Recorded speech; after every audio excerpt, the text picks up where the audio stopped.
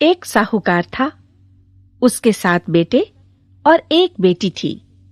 सभी भाई बहन साथ बैठकर खाना खाते थे। एक दिन कार्तिक की चौथ का व्रत आया तो भाई बोले कि आओ बहन, खाना खा लें। उनकी बहन बोली कि भाई, आज करवा चौथ का व्रत है, इसलिए चांद निकलने पर ही खाऊंगी। तब भाई बोले कि क्या हमारी बहन भूखी रहेगी? तो एक भाई ने दिया लिया और एक छलनी ली।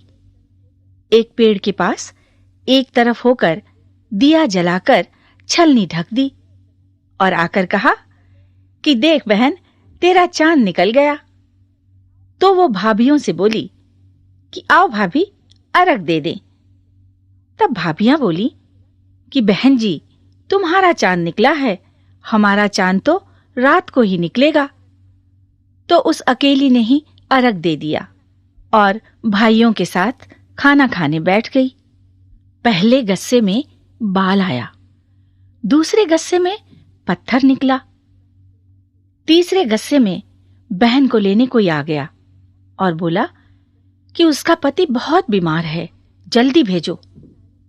तब मां बोली कि साड़ी पहनकर ससुराल चली जा और सोने का टका पल्ले में बांध दिया और कहा कि रास्ते में कोई भी मिले उसके पैर छूती जाना और उसका आशीर्वाद लेती जाना।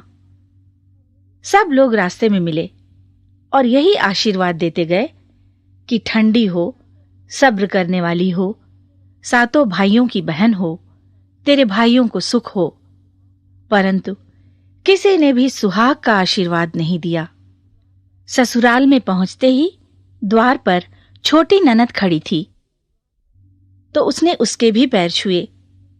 तो ननद ने कहा, सीली सुपुत्री हो, 7 पुत्रों की मां हो, तेरे भाइयों को सुख मिले।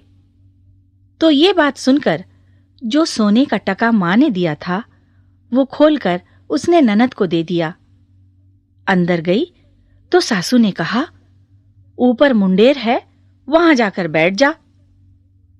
जब वो ऊपर गई तो देखा कि उसका पति मरा पड़ा है, तो वो रोने चीखने चिल्लाने लगी।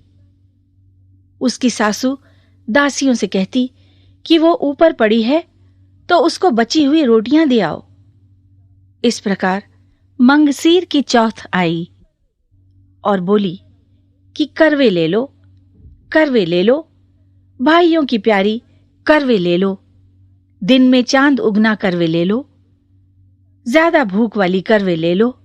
तब वो चौथ माता को देखकर बोली कि हे मां, तूने ही मुझे उजाड़ा है, तू ही मुझे बसाएगी, मुझे सुहाग देना ही पड़ेगा। तब चौथ माता ने कहा कि पौष माता आएंगी, वो मुझसे बड़ी हैं, वो ही तेरा सुहाग लौटाएंगी। इस प्रकार पौष माता भी आकर चली गईं। माघ की, फागुन की, चैत की, बैसाख की, जेठ की, आषाढ़ की, श्रावण की, भादों की, सारी चौथ माताएं यही जवाब देती चली गईं कि अगली चौथ आएगी, उनसे कहना। बाद में अश्विन की चौथ आई और कहा कि तेरे ऊपर कार्तिक की चौथ नाराज हैं, वही तेरा सुहाग लौटाएंगी। तब उनके पैर पकड़कर बैठ जाना। ये कहकर वो तो चली गईं।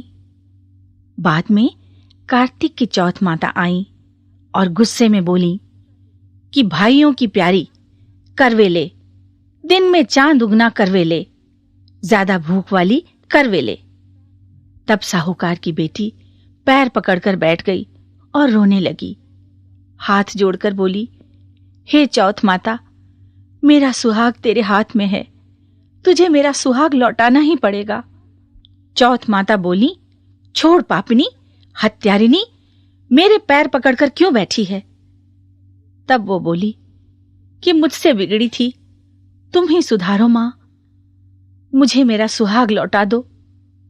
तब चौथ माता खुश हो गईं और आंख में से काजल निकाला, नाखूनों पर से मेहंदी, मांग में से सिंदूर और चितली अंगूठी का छींट दे दिया। उसका पति उठकर बैठ गया और बोला, बहुत सोया।